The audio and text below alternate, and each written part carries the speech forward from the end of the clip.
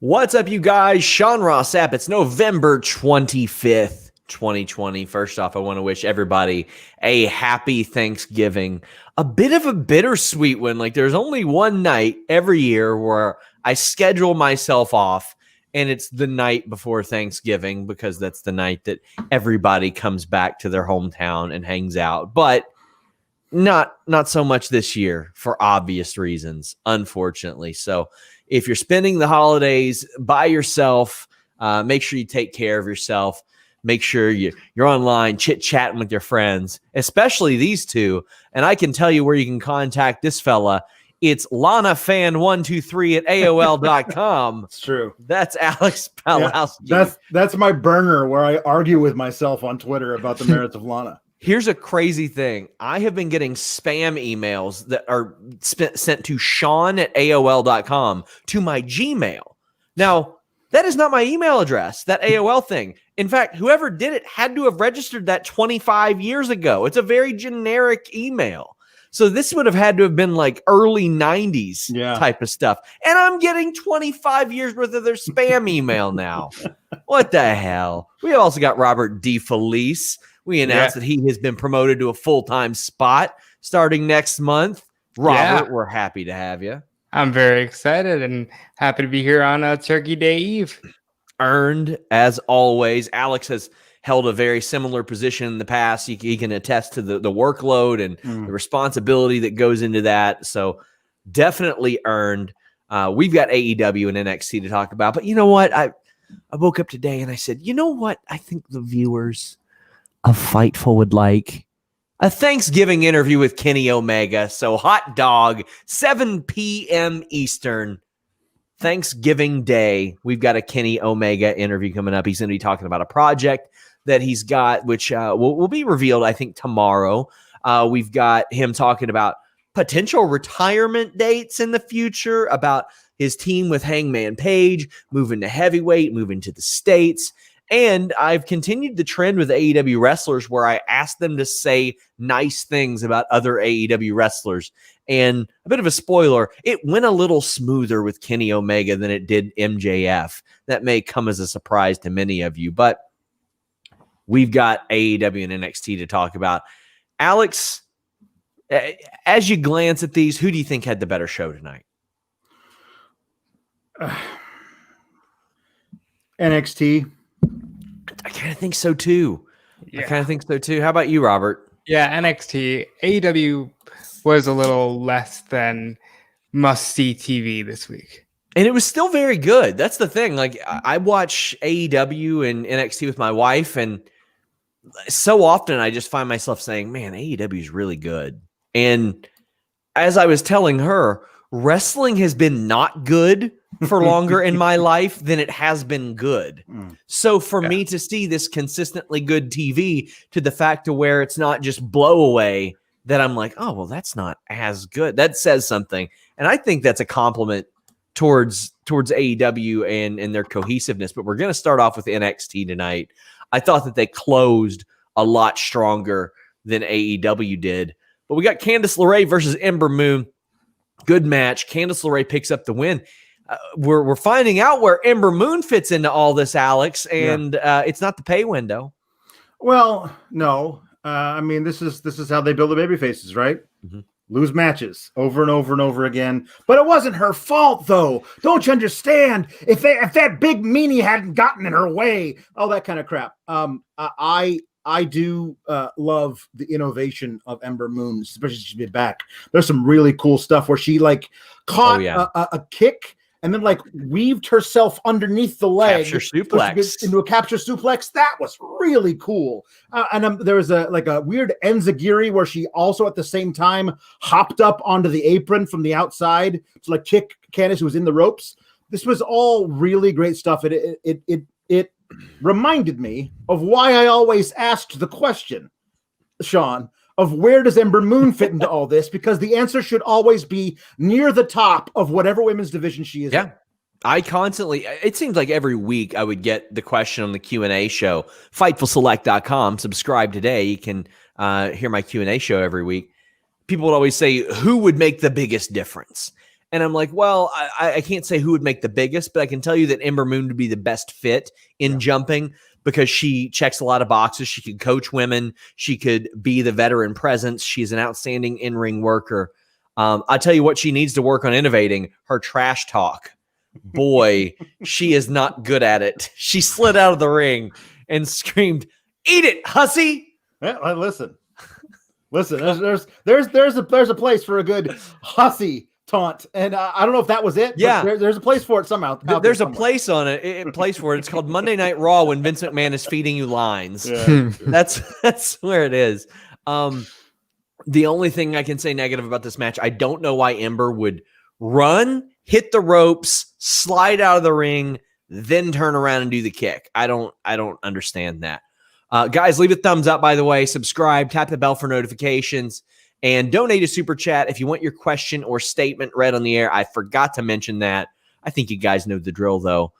I like this match just fine.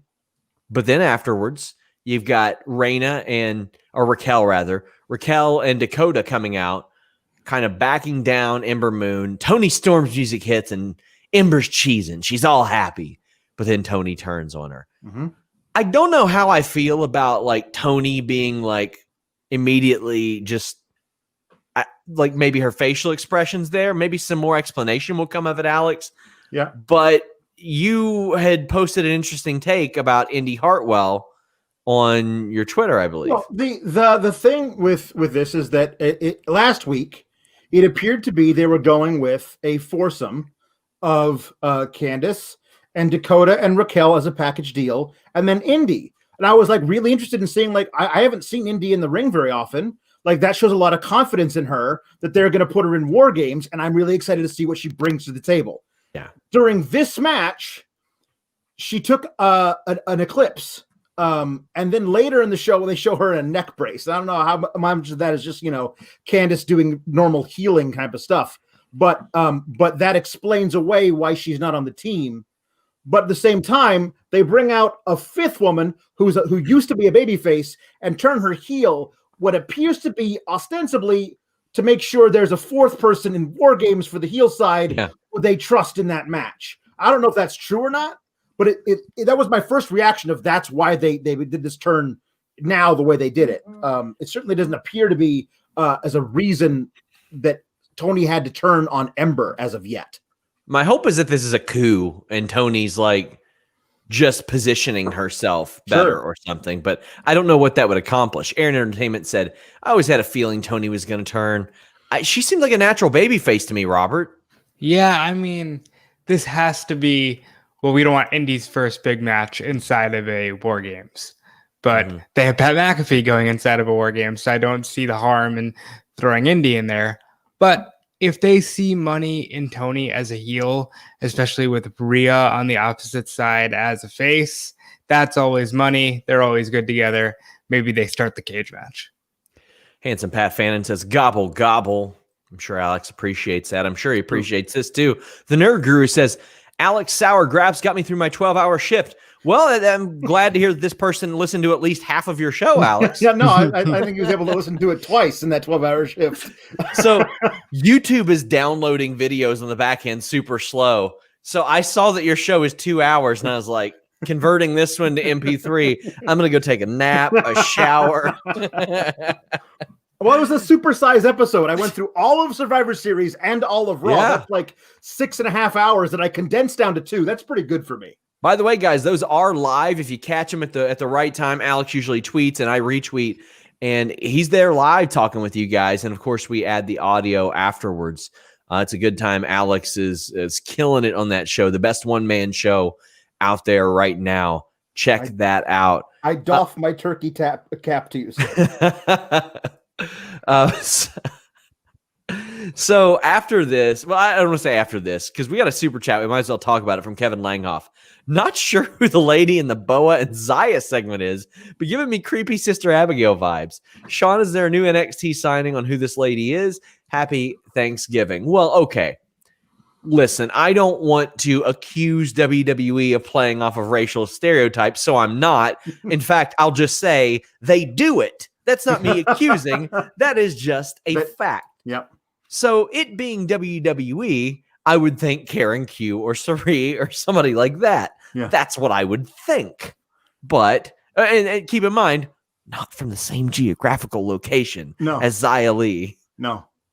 But the same geographical, the same continents. Let's just say that's good enough for Vince and everybody on the top of the thing there. Now, honestly, I mean, if they're not from the same exact geographical location, fine. If it turns out to be a white lady doing all this mysticism with the Chinese people, somehow that's worse to me. So I don't.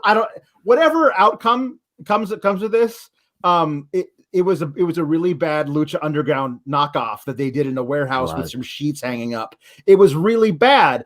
I mean, again, I want it to be good. So I'm going to see, like, if it turns out to be somebody who can really go, who starts a good storyline, and we actually get to see something happen, great. If it's just this, count me out.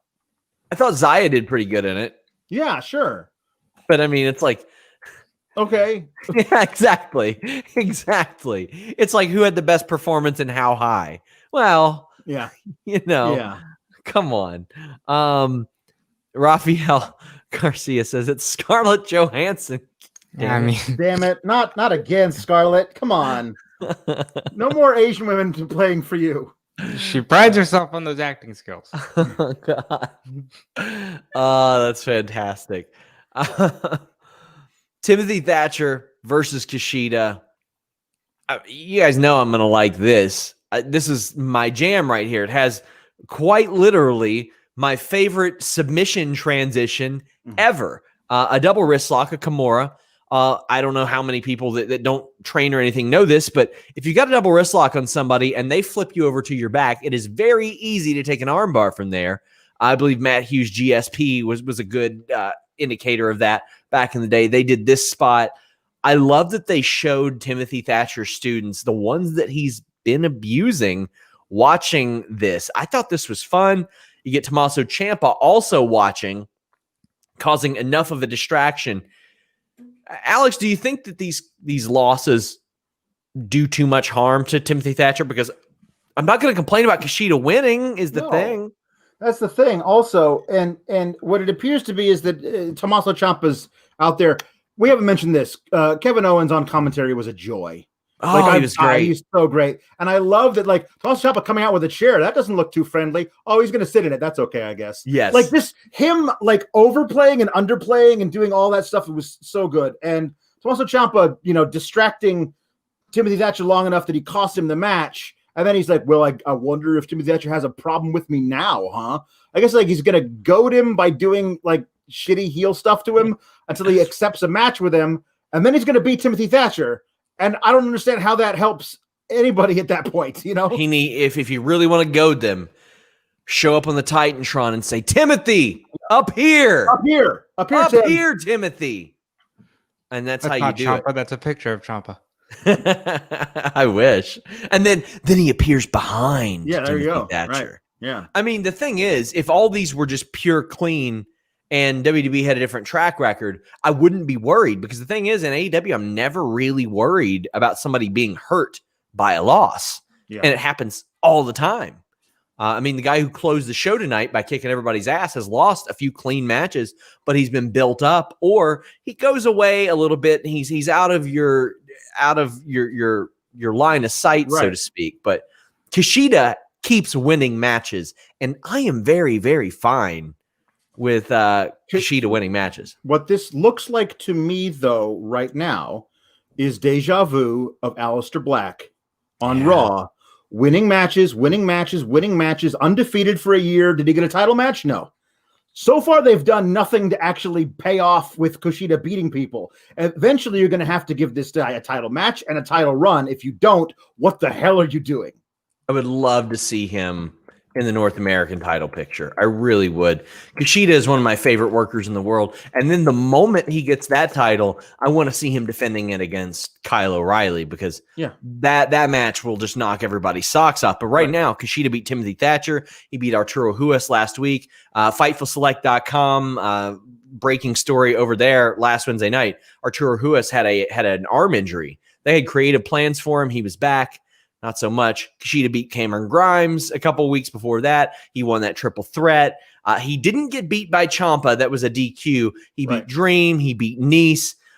I mean, he's been winning matches the last 2 months, and usually that means something in WWE. If you aren't losing, that's how you can tell WWE has at least an idea of a plan for you. I mean, they wanted Big E to not lose so much, they didn't put him in Survivor Series. Well, it's hard for him to lose or win if they never have him in a match, There you go. Exactly. Yeah. Evan Wright says, give me Balor versus Kushida, you coward Regal. I don't know that Kushida likes to play in litter boxes, Alex. What the fuck was that? Okay, the thing that they did was, all you mice like to play around while the cat was away, while the cat's back. That was the thing they did last week, and they were like, hey, I know, let's extend the metaphor with some tortured references. You know what I mean? Somebody's been playing in my kitty litter. Keep your paws off my water dish. They need a litter That's robot. my catnip, bitch. I don't know what you're doing with this. It doesn't make any sense. Get your litter robots at litterrobot.com. Use that code Fightful. That is the only affiliate program we have anything to do with right now. And that's because they sent me a free litter robot for me doing it. Evan Wright says, needed more Dario Cueto for that. Yes. I love the nod to Lucha Underground there as well. But we see some video packages for Io and Rhea Ripley. Rhea says she doesn't know where she goes after that, but we do, because she comes out to the ring and we go back to the Capitol Wrestling Center, and she says people have been speculating about her future and she's not done with NXT. But she's interrupted and beat down by Candice and Tony, who mock her. Dakota and Raquel attack. And here's the thing, Alex. You mentioned how refreshing Kevin Owens was. Yeah, it's because he didn't treat us like we were stupid. He said, I'd hate to be them if Rhea is good to go by War Games, because she's probably going to be on that team. Yeah. Instead of WWE, who would like us to very much pretend like, oh, there's no way she could be ready. Yeah, there's that. And also, I did enjoy the touch of Candice Rhea coming out and saying, Io had to have help to beat me in a couple of matches, but she beat you on her own. And look what we did to her. And they bring out a lifeless Io Shirai's corpse and dump her on the ramp. That was a really good touch, because at this point, Io has basically seemed untouchable. And so that with no fanfare, no backstage camera capturing the beatdown, they just took her out and brought her dead body to the side of the ring. That says something about that team that I think really, really works. Queen Hannah says, Ferg is an odd cat. He probably thought that was super clever. He sure is a cat. That I know for sure. That we have confirmed.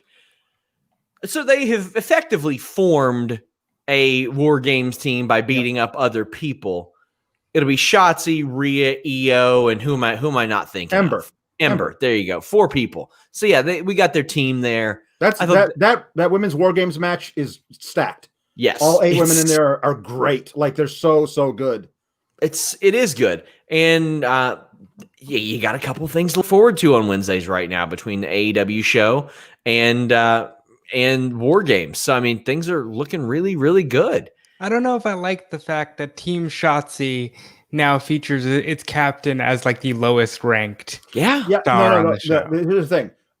Doing this about the fact that her toy tank was run over is stupid as hell. Yeah. The match itself is going to be great. And in 5 years, when we look back on it, we're going to look back on the great match and forget all about the context of it, which was Candice ran over my toy and I'm mad. That is a terrible, terrible, terrible thing to do for. Well, I think she did explain in a digital thing or something like that it had sentimental value. But here's the thing. I get what you're saying. WWE abuses this stuff to where that becomes a person's entire personality. Right. One little part becomes everything about them. And that is just ridiculous. It's so frustrating. That's why you had garbage men and stock car racers and all this stuff 25 years ago. And it's still going on. It's just, instead of that, it's their hobby or something they do once every 3 months. Well, let's make it their gimmick. Yeah. Well, okay. Legado del Fantasma video. he talks about how their careers have taken off. Have they? I mean, this is the thing, is that I thought there was a market for Legado del Fantasma when they formed, when he first won the title, and they haven't been doing anything with them. There's all these guys in NXT who are under the weight limit, who are not in the cruiserweight division. Just have them in there, have them wrestling. Like it doesn't make any sense to not. And when there's like bragging about, we took out Ashanti the Adonis. I'm sorry. Who, in the immortal words of Snoop Dogg, who, like, that's not like a thing that I think I would be hanging my hat on, or my luchador mask in this case. People have been taking out Ashanti the Adonis so much that he literally had to change his name. He had to change his name. Yeah. Nerd Guru says, where are they going to do War Games? I assume they'll just do it in the Capitol Wrestling Center. Yeah. I mean, I don't know if there's enough room there to do 2 rings next to each other, but they'll figure it out. Do one super-sized ring. You know what? Honestly, surprised nobody's done that yet. Yeah. Like a super-sized ring. Yeah. Oh, man. So we see some promos from Oni, Pete, Danny, and Undisputed Era. We'll get back to that as we tie that into the main event. But Cameron Grimes versus Jake Atlas, I just couldn't possibly care about this match. And it's not a condemnation of these two because I like them both. No, the weird thing is, like, I'm trying to remember, did Jake Atlas get his title match? Yeah. And he lost it? Mm-hmm. I forgot. Like, I forgot that happened. Like, I watch NXT every week and I forgot that happened because they were doing this thing where he was beating up one, people. by the way. What? What's that? Sorry. Yeah. Sorry. We had a bit of a glitch there. Sorry. Apologies. He was beating up Legado del Fantasma. I guess he got his title match and he lost. And now he's getting squashed by Cameron Grimes. It doesn't feel like you're building off of building him to be a title contender in that division to do this. And now, like, I'm sorry, when he sicked his zombies on you, Cameron, that was the end of the feud. You lost the feud, it's done. And it's one of those things where they don't seem to know when the feud is over. Yes. Across all 3 brands of WWE, and they just push it out and push it out and push it out. We had a bag over the head match, blindfold match, that now we're going to get a strap match. They're still having matches in February, and like it's a Cupid's arrow match. What are you doing, guys? Just end this feud and move on. This is the sad aspect of NXT in the USA era. It's starting to incorporate a lot of the television elements of Raw and SmackDown. Evan Wright says, Grimes and Loomis need to feud for years to come, having gimmick matches at every takeover. Strap match, next one, dog collar match. Oh, man. I wouldn't mind if they kept them separated for a while, but then all of a sudden Dexter Loomis just pops up behind Cameron Grimes and he freaks out and they can start it over again for 2 weeks and then they move on again. Mm-hmm. Like, I think it's a recurring thing of Cameron Grimes just being scared to death of Dexter Loomis could be fun as long as they don't beat this into the ground, which sadly it appears they have already done. Yeah, I'd allow this to go for TakeOver just because TakeOver's next week. Yeah. But they need to cut it off right there. And you guys hit the nail on the head. Unfortunately, NXT is falling into a lot of tropes like the main roster, and it's not good. Very frustrating, and I definitely don't want that to continue. I want this to be fresh. I don't want the Wednesday night. I don't want it to be one-sided. And at times it has been very one-sided. So hopefully they can emerge and get fresh with a lot of things. And I thought tonight was a pretty solid show, but we got Kevin Owens with Leon Ruff on the Kevin Owens show. He jokes about coming back every November in a different role. But I mean, it's a WWE talk show. Mm-hmm. So you know what's going to happen. Johnny Gargano comes out. Damian Priest comes out. Damian doesn't want a chair. And Kevin's like, why do I even bring these things out? Why? What's the point? The most use they get is when they get thrown, Alex. I loved Kevin Owens being the guy who knows all the tropes within the movie, because he's like, no, dude, don't now. You mentioned Johnny Gargano by name. Now he's going to come out in 3, 2. There he is. Yes. And then Johnny Gargano throws a chair and Kevin goes and gets another one. and he brings it in and he's like, I don't want a chair. Oh, it's not for you. Who's it for? Just in a second. Just trust me, because I know you're going to mention Damian Priest, and then here he comes. Like, that's what this thing is. And the thing about all of this is Kevin Owens saying that and knowing all these horrible cliches shows that, writers, producers, that these things are horrible cliches, and you do them anyway, without any hint of irony or comment on them. You'll do it next week or the week after that and expect us to take it. But like, now we know that that it's terrible. So just stop doing them. Yeah, I'm completely with you. Like, just move on. Just do something else. Figure out another way. I am very excited for this triple threat because I think that Leon Ruff is going to win. I think he'll win in a manner that Lana probably should have if they were going to do it. It'll be a little bit more impactful as opposed to him just standing around. Like, I think that Priest and Johnny will violently take one another out, and Leon will be there. But I also kind of feel like it might not be that. Like, he might get something clean, and they got to be like, God damn, look at him type of thing. Yeah, no, I agree with you. I think he should successfully defend it against them. I think that there's in a triple threat match, especially in NXT, every time the guy who gets the pin is not the guy who hit the actual finishing move. That happens all the time. It's a perfect example for why they should do it with Leon Ruff. You know what I mean? So some guy gets, bounced out of the ring, and all of a sudden he's right there to roll over, half unconscious, and drape an arm across Johnny Gargano, and it's over. Like, you can do it in a way that feels clever and is true to all of this.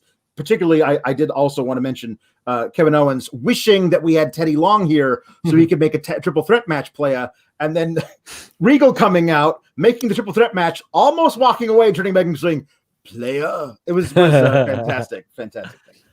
Also, so as we get to the main event, we saw some promos throughout the night. I got to say that Undisputed Era promo was painfully unnatural. Like, that is not how people talk to each other. And it felt very weird to me. Like, even them all wearing the same exact outfit, from shirt, pants, hoodie, and just them talking it just felt really forced. Yeah, I don't think they know what to do with the UE as baby faces. Like, they don't, or at least as not horrible jackass heels. Like, they're just like, hey man, we're good guys. We all dress the same. That's what good guys do, right? Like, they don't know. It feels like they don't know what they're doing. When I know it's really the people backstage don't know how to present these guys. I have no doubt Adam Cole and Fish and Strong and O'Reilly would know how to present themselves in a way that would make us want to root for them.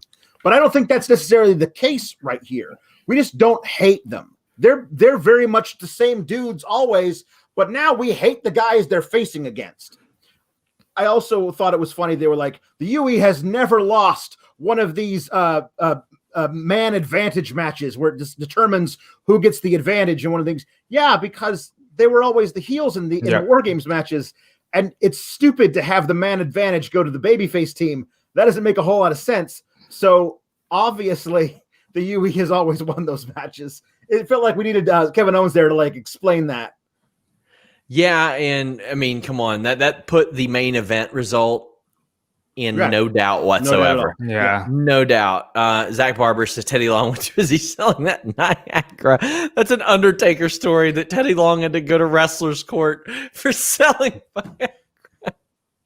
Oh man, there are still so many Undertaker stories. I was talking about that with Nikita Krylov fan. They're going to do everything they can to get that money's worth out of Undertaker. So you're going to hear every story for the last 30 years. Well, main event happened. Pete Dunne wins a very good ladder match over Kyle O'Reilly. We get another ghost face that comes out, and I got to say that spill to end the match was just magnificent. We've seen so many Miz falls off the ladder where he stops, then he hits the ropes, and he bounces off. No disrespect to the Miz. That's just how he always does it. Yeah. We don't see a lot of what Kyle O'Reilly did, which he went for it, man.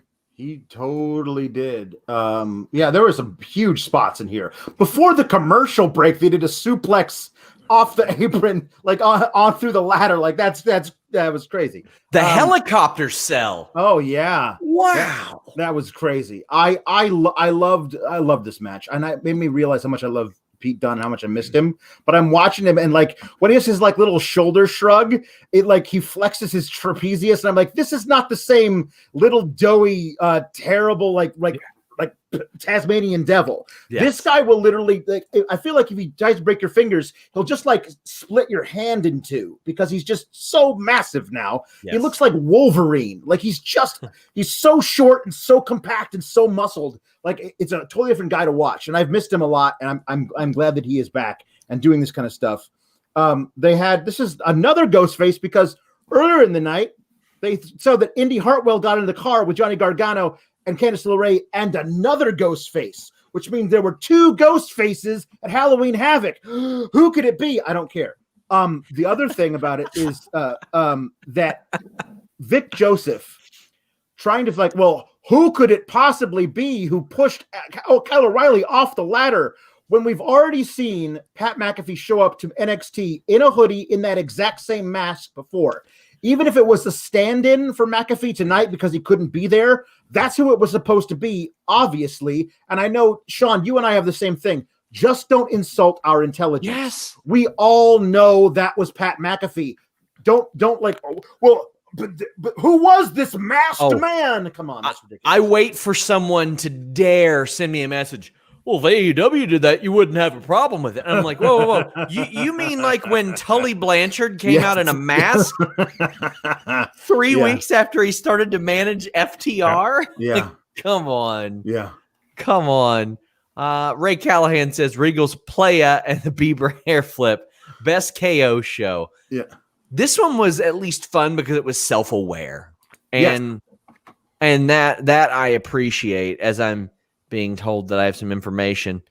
Okay. Ghostface was written into the script as it being Pat that interrupted. So don't know if that person was supposed to be him or what. So there you go. Evan Wright says nice. The three ghost faces are the Rascals. Those rascals. The Rascals, Trey, Dez, and Wentz. There you go. Oh my gosh. My God. So that was NXT. We got a big takeover show coming up. I mean, my God, it's I didn't even realize how close it was. A week from Sunday is super close. Oh, and it's on weekend. Sunday. My God, I appreciate that as well. So that was NXT. I thought a pretty solid show. I mean, there's just some tropes that I wish they'd get rid of, Alex. And I really, again, Kevin Owens added so much to it that that whole thing around the talk show, like if it had just been like, I don't know, somebody interviewing Leon Ruff and this was what they did it without any of that commentary, it would have been impossible to watch. I thought the Ember and Candice match was good. They set up really well, adding Rhea and Io to the babyface team, and that main event was amazing. I love watching Dunn and O'Reilly working with each other. So like there were low points, but the highs outweighed the lows. Reminder, guys, subscribe to FightfulSelect.com. That's the most direct way to support Fightful.com. We spend a lot of time chasing down stories, getting exclusive news, whether positive or negative. Today, I posted the most recent in the Brass Ring series. If you don't know what that is, I reach out to wrestlers and I ask them to say something good about one of their contemporaries. There's not a lot of wrestling websites that are really going out of their way to do that. That's something that we do. Candice LeRae was profiled today. We've got exclusive news all the time, posted a bunch of Kenny Omega stuff. We had a spoiler on the Impact return of AJ Styles last night, which ended up being Hornswoggle.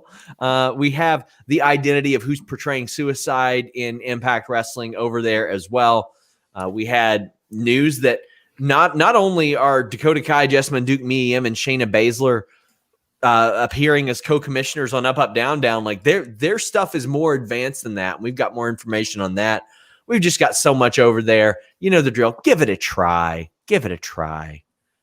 Well, we've got AEW Dynamite. Evan Wright sent a super chat and said, "This is a John Silver Stan account from now on.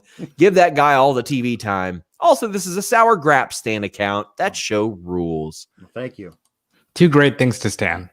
Well, I mean, I know they just gave the nickname to Hornswoggle, but I kind of think John Silver should be known as the wee nominal one. Yes.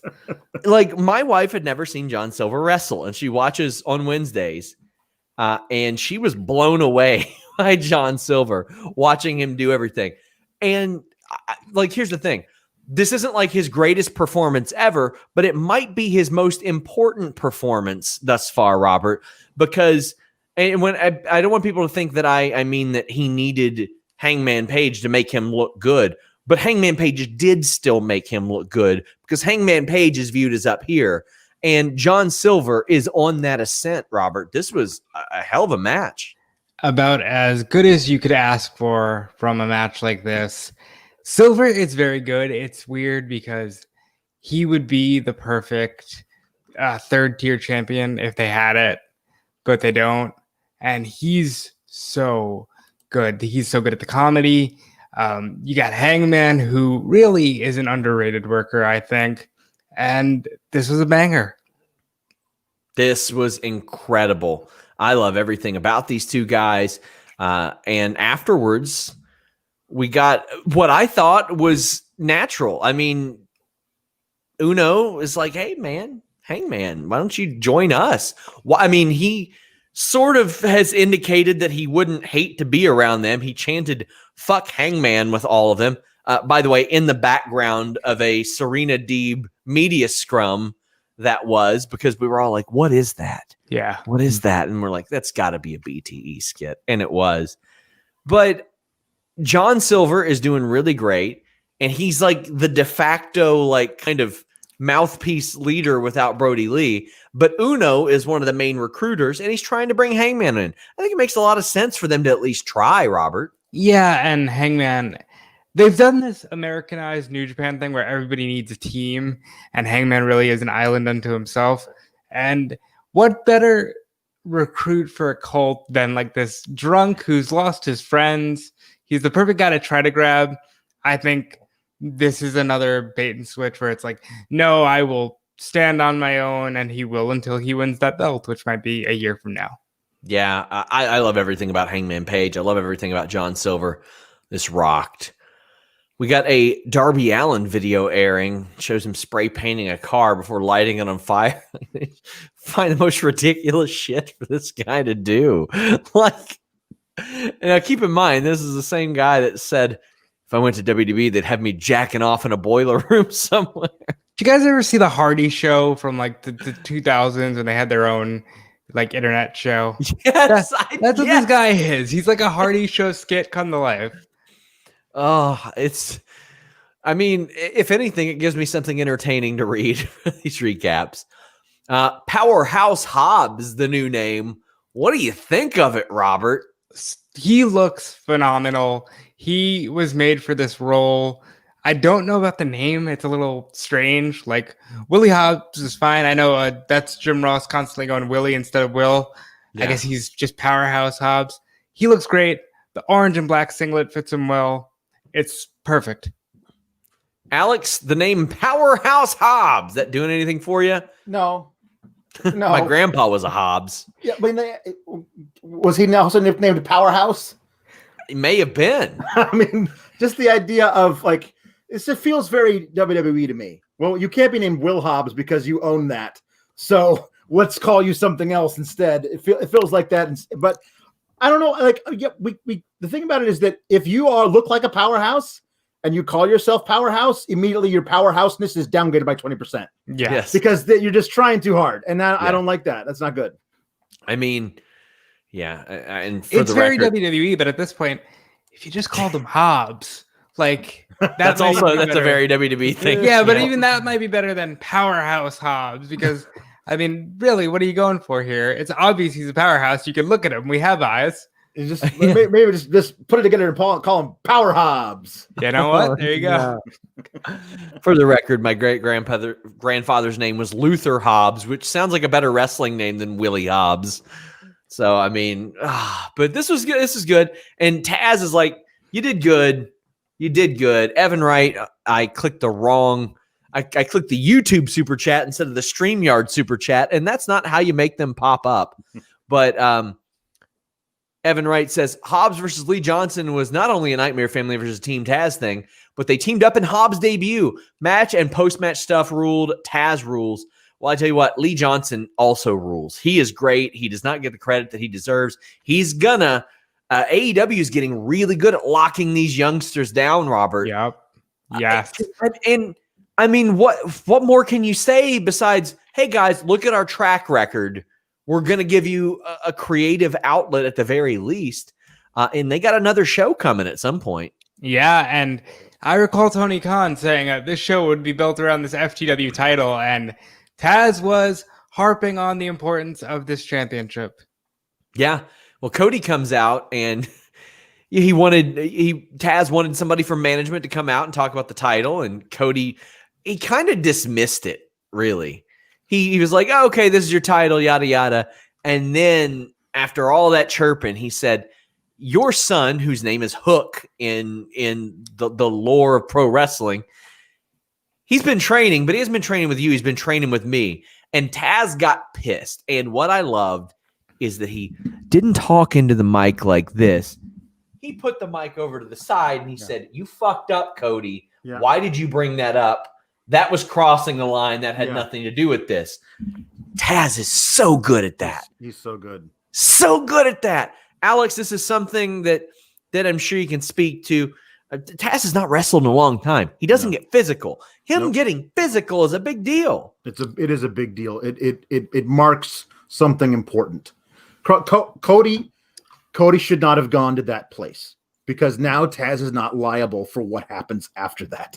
And I think that Cody, like Cody knows there was a hitch in that line that he was given to Taz. Like, he knew as he was saying it, I should not go to this place, because this man is still dangerous, even though he is old and has not wrestled in a while. He could still F me up.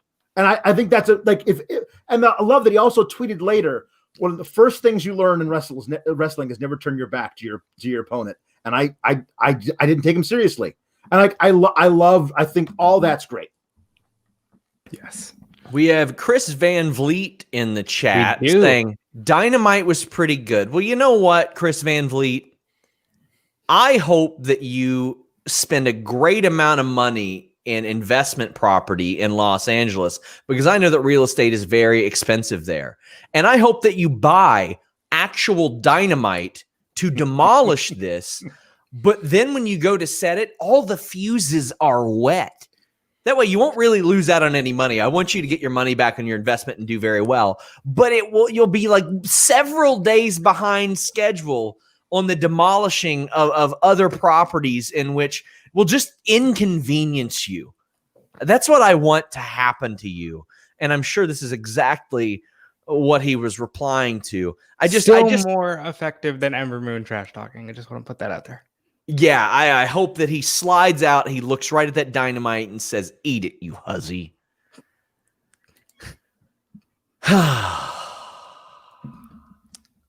Top Flight, the Hybrid 2.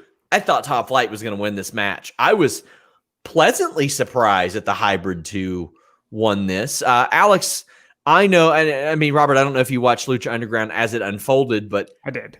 I know that Alex shares my love for Angelico's work there and some of the crazy stuff he would do. Jack Evans, one of the first people who turned me on to that style of wrestling.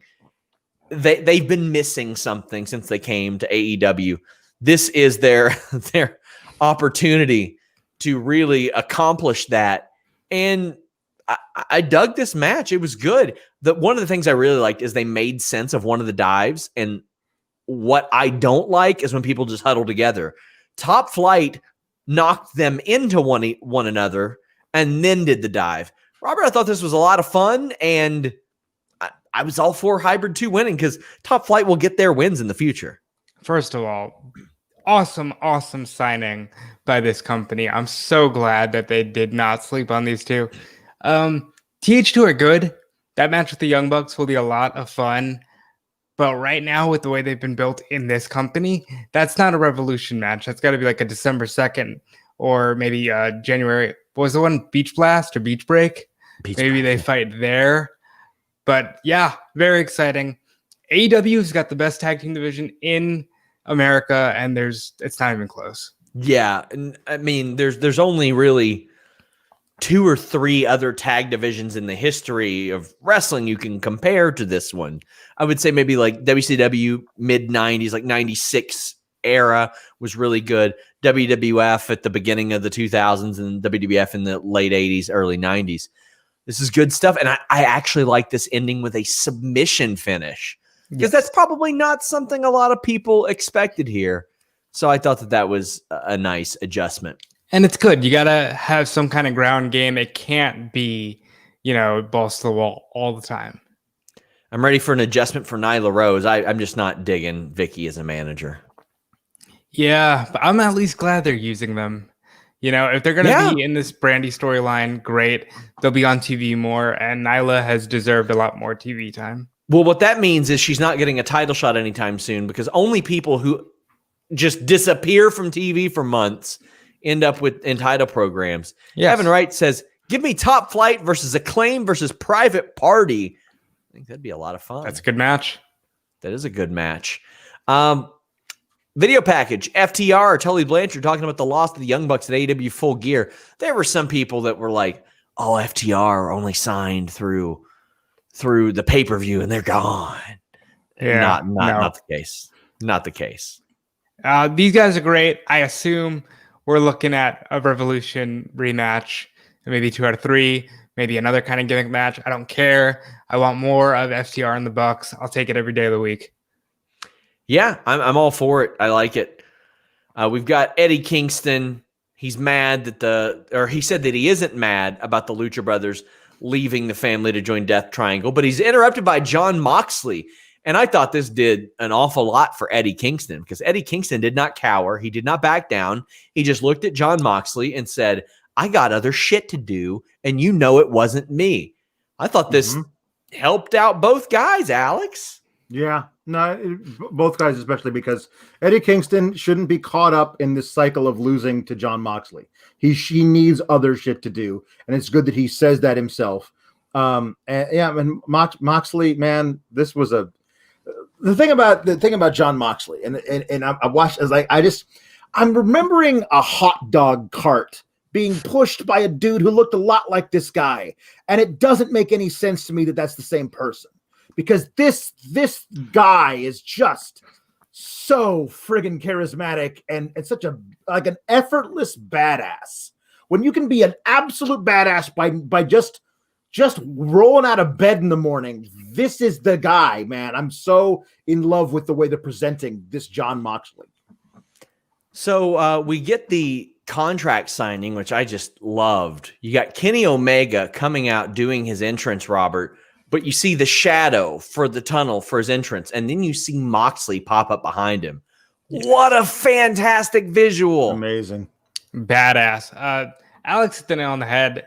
Jon Moxley is the son of a bitch that will beat you up at all cost. He has choked a guy out with barbed wire. He's done so much good this year. I never really disliked the WWE run, but he is putting everything he ever did there to shame in this last year and a half, the AEW.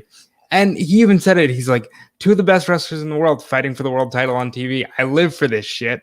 And he's just having the time of his life, and it shows. And I hope we find out who attacked him at some point, maybe next week, maybe even closer to January for Wrestle Kingdom. Doesn't matter. This has been the best segment with these two since they announced they'd be fighting. Yeah, this was awesome. I'm ready for it next week. Moxley said, you better be the Kenny Omega that everybody talked about. You better be the Kenny Omega that everybody was screaming about before you were in a tag team.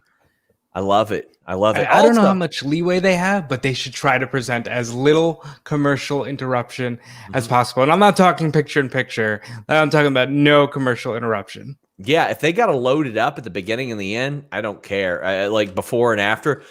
Do commercial before the entrances, Have them come out, do a commercial right after that if you have to. By the way, I've determined that was a fake Chris Van Vliet. He was not verified. I know Chris personally, so I'd like to not apologize to him whatsoever about that wish about the investment property. I still hope that happens. Yeah, definitely. So a match that I actually missed. I actually did not get to see this. The Inner Circle defeated SCU. Christopher Daniels, Chris Jericho had never wrestled before, ever. And Chris Daniels had told me personally this was a goal of his, Robert. He finally got to do it. Yeah, Jericho had said when he first signed that Daniels was one of his goals, along with like Kenny and Hangman. So this is cool. This match was okay. I'm not digging Jericho and Jake. I don't care. Like, there's better tag team combos. There's Proud and Powerful. There's less Sex Gods. If you want to do Jericho in a tag team, put him with Sammy. I don't care about this. Put him with MJF. But I think you need that speed if you're going to counter Jericho. I think they're trying to like make it seem like Hager is a big deal, and he's a great athlete, but it's just not clicking for me. This match was good though. Kazarian and Daniels have always been one of the best tag teams. You know, Jericho, he looks so much bigger than everybody in this match, which was strange to me because I'm still so used to Chris Jericho, the athlete, but he's the big time legend. And this was good. He wins with the Judas effect. They try to attack after the match. Scorpio Sky. Yeah, Scorpio Sky's back. Check out my interview with him on the site, guys. YouTube.com/Fightful, FightfulPods.com. Under our exclusive section, we got a lot of Scorpio Sky stuff up there. I feel like Sky is the one guy in SCU, because SCU is a trio of guys who should have been a big thing a long, long time ago. Yeah. But Sky is the one guy who still has a huge window there to be a big deal and hasn't been hampered down by, many runs in TNA or anything with Claire Lynch. So at some point, Scorpio Sky is going to be a big time player. Oh yeah, he's going to hit big. Kip Sabian, Miro, and Penelope are backstage for their video game extravaganza. Best Friends Attack. What'd you think, Robert? Have I mentioned that I hate this version of Miro? I gotta tell you, yes, this is on the surface better than being cucked by Bobby Lashley, because anything in the world is better than being cucked by Bobby Lashley. But he's gone from that to being a nerd who loves video games, which might make the casual viewer go, so of course Lana went for this jacked Bobby Lashley over Rusev because Rusev's more concerned about playing video games. This is so dumb. Am I wrong? Rusev should be a killer. And they're just doing this thing where he's like, I just love Twitch and video games. And look, I got an Xbox. I don't get it. I don't get it. Oh my God. He would have gotten real heat if he revealed that he actually was able to purchase PS5s from his online cart. If that were the case, just a biggest deal in the business. Bryant Heath says, bro, Miro is great. I think eventually he'll snap. I think that's the thing, is eventually we'll see that come out of him. Rob Wilkins, who will be doing our AEW Dark and Dynamite coverage starting, I believe, next week, says the AEW fan in me wants it to be Kenta who attacked Mox. The WWE fan in me wants it to be Mitch the Plant for Sour Graps. I think Adam Page's the mystery guy. I mean, that's a good twist. Hangman Page wanting to help out his old tag team partner. I like it. I'm still betting on it being somebody from New Japan, because Kenny Omega talked to Brian Alvarez and Dave Meltzer, and he really tried to connect some dots with the New Japan lineage. And there's a lot there. And Kenta does live in Florida. It can happen. Yeah, that is true. That is very true. And a lot of people forget that. When he popped up on New Japan Strong, I was like, what? Then I'm like, oh, wait, yeah. He's been living in America the last 4 years. Why wouldn't he be there?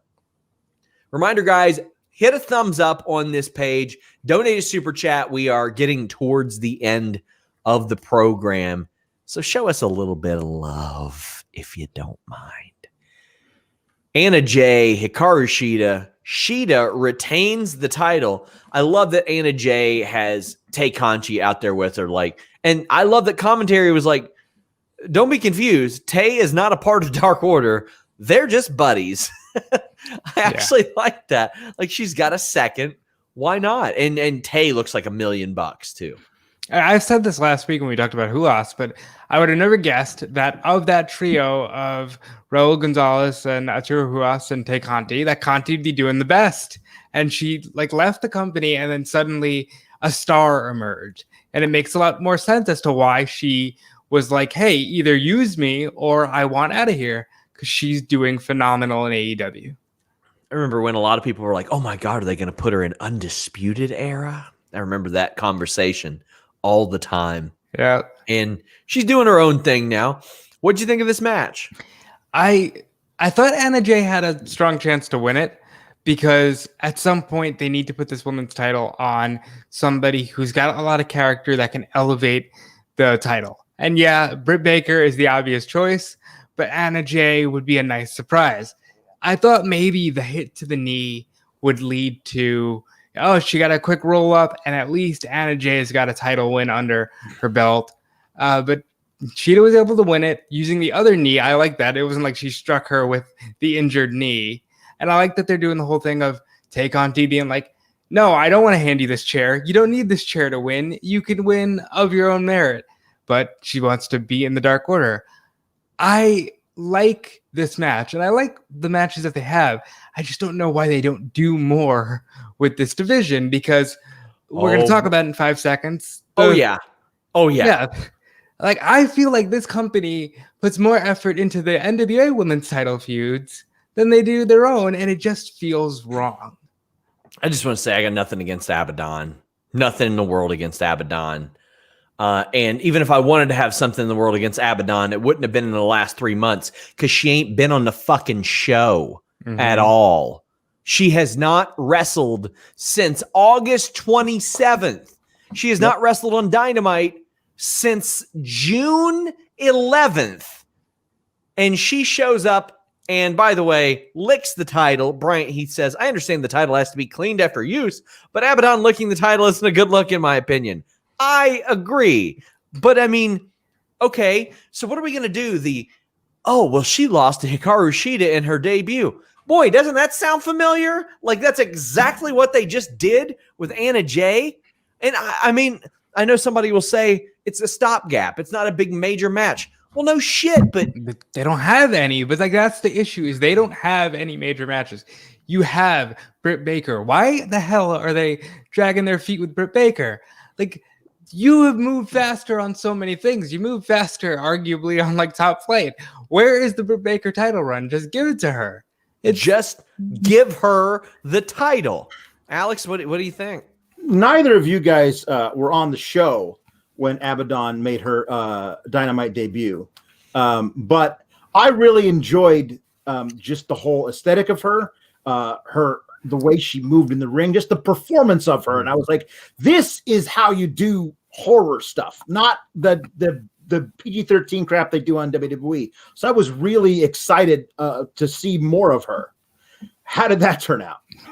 Because the thing was that Louis, who was on the show at the time, hated her, hated everything about her. So I just like, hey, when she comes back, I can't wait I'm gonna rub it in your face, Louis. And she never came back, and I was so mad because I wanted every week to talk incessantly about how much I loved Abaddon, mostly just to troll Louis, and she never came back. And I'm so angry that I never got to do that to Louis. And this is one of those. Louis has been on our show more recently than Abaddon has been on Dynamite. I know. And this is one of those, oh, well, you should be watching Dark. By the way, Dark yesterday went nearly as long as Raw, if not as long as Raw. And I understand that they're like, hey, watch it. We're putting a lot of great talent over there. But you should understand that nobody wants to watch a 3-hour developmental show, you know? And I think there's so much more that can be done here. You need to completely rehab this division. I'm hoping Statlander's ready soon. It's almost been about a year, maybe 10 months. Oh, no, not at all. Really? When did she get hurt? February, right? I don't think it was that far back. Was it? The last thing I really recall her doing that was June, man. That so was she's June. out for a while. Damn. Oh, she's out for a long time. Yeah. Yeah, like because I remember last month people were doing the Win Statlander back pieces. I'm like, what are you talking about? Like she's out for a long time. and that's a shame because we need more like recognizable stars in this division. Right now you got Nyla Rose, who's with Vicky. You got Britt Baker, who's not in the top 5 anymore and should probably be number 1. And I don't get it. But I'm willing to give Abaddon the benefit of the doubt. Just do something with this division. Bryant Heath says, Dark was fun to watch last night. Dark is almost always fun to watch. It's just you got to find the amount of time to do it. Matt Hardy's backstage. He says it's his duty to inspire others to fight in 2020. And everyone should think about what he would do. I'm loving his BTE stuff where he doesn't humble brag. He just brags. Like people will talk about their accomplishments. And he's like, oh yeah, I remember when I held those tag titles 15 times. Like things like that. I think that's a good approach for him. I would prefer that Matt Hardy over the broken stuff. I was glad that they got the Elite Deletion in, but I think that Hardy, there's a time and a place for it, and it's not right now. And I think eventually Big Money Matt would be a fun heel manager for a heel private party. Yeah, I really agree. I agree with that. Team Taz is backstage. Ricky Starks says Cody crossed the line. And he says that Team Taz loves being in AEW. Their only problem is with Rhodes. Stark says Rhodes' ego is getting in the way, and he made it personal. Yeah. By the way, Taz's son is named Hook. Yes. That was trademarked last Friday. This was made public today. That's a great name for a shoot wrestler, but it's just very odd that this came out of nowhere, and now we're seeing him already develop into a character. But he's been training a while, from what I understand. Okay, that's good, because I'd be willing to let like a little bit of nepotism go if it means he's good in the ring, and I love Taz. Like peak Taz is a great wrestler, and if we can get shades of that, I'm all for it. Main event time. Butcher and the Blade defeat Pac and Rey Fenix. I didn't think that they would have Butcher and Blade win, but I think they needed to win for this feud to even have any intrigue. This was a fine match, and afterwards, Lance Archer showed up and beats the shit out of Eddie Kingston and company. Rob, the match and the follow-up, how you feel? So the match, and I know this is a very cliche complaint at this point with AEW, but why do these referees just not give a shit about the rules? Like they just come in the ring, they do whatever they want. It's literally like you're playing a video game with your friends. It's like, oh, well, we're not going to stay in the apron. We're just going to get in there and do whatever we want. But you'll get DQ'd in a video game if you do that. Yeah. And it's a good match. You know, I don't know why Butcher and Blade won here. Yeah, I agree with you. They probably needed to just to give anything with this rivalry some legs. But they just lost to, the Natural Nightmares. And I would argue, no disrespect to Dustin or QT, but Pac probably needed the win and probably could get the win easier than Dustin or QT. As far as the aftermath of it, Lance Archer's been this weird outside force. And they've been teasing something with him and Eddie ever since the Battle Royal. But at this point, I'm so far removed mentally from the all-out Battle Royal that I don't know if I care anymore that, hey, you never officially eliminated me. It doesn't matter at this point. You've each had your championship matches and you've both lost. Yeah. I do like the idea that, hey, everybody dies. I like Archer being an agent of chaos and just fucking up everybody. And like that's what we need to see more of. I'm glad to see Jake out there too, knowing what we know about his health problems. So that was good to see. I will agree with Evan Wright's call for continuity. Lance Archer calling out Eddie every week on Dark and stuff, then finally running out and taking his own shot was great to see. His promos are great. That's a thing. Lance Archer doesn't need Jake Roberts. I think he needs more of a handler than a mouthpiece. I think, I just feel like that's the way to go. But next week, we got a big AEW show, Omega and Moxley. Boy, that's a big one. That is a big one. I'm excited for it. But Alex, tell the people what you got going on. You can find me on Fightful Select every Tuesday and Saturday, ranting like a lunatic about really insignificant shit in WWE on Raw and SmackDown. and people seem to love it. And I'm very, very thankful this year. Gobble gobble for the Fightful faithful. Bryant Heath says, I'm going to be honest, when Archer came out, I hadn't remembered anything between him and Eddie. Yeah, I mean, there's some story there. He has been calling out Eddie, and then they had, again, the elimination lack thereof and the Battle Royal, and Eddie did kind of take Lance's spot for a brief time. And he did get 2 title shots out of this. So maybe it's like it's a chicken wing. It's not a chicken breast. There's some meat on that bone. Right. But not as much as there could be. But AEW is very good at maximizing that type of thing as well. And I can appreciate that. Well, you guys are going to appreciate Robert Defelice on weekdays at Fightful. Yes. Starting next month. I think Christmas week is when you start in that role. Tell the people where they can find you right now. I'm on Twitter at DudeFelice. Right now you can find me on smarkoutmoment.com doing a lot of their podcasts. We just did a one more match, The Undertaker, because we know that's what you're all clamoring for. So who would The Undertaker fight if he came back for one more match? We discussed that. I'm also on WrestleZone throughout the week and on their podcast feeds as well. I want to make a special thanks to the Gobbledygooker for fitting us into his schedule after a big 24/7 title victory. Or as EC3 would say, oh, I don't give a flying shit, in reference to the 24/7 title. Guys, leave a thumbs up, subscribe, do all that good stuff. The Listen Ya Boy back this week, it was a great show. Jimmy Van implied that Mike Tyson would smoke weed before he got in the ring to fight this weekend. I called that ludicrous, and we argued about it pretty heavily. I got a Kenny Omega interview dropping Thursday. Until next time. We're out.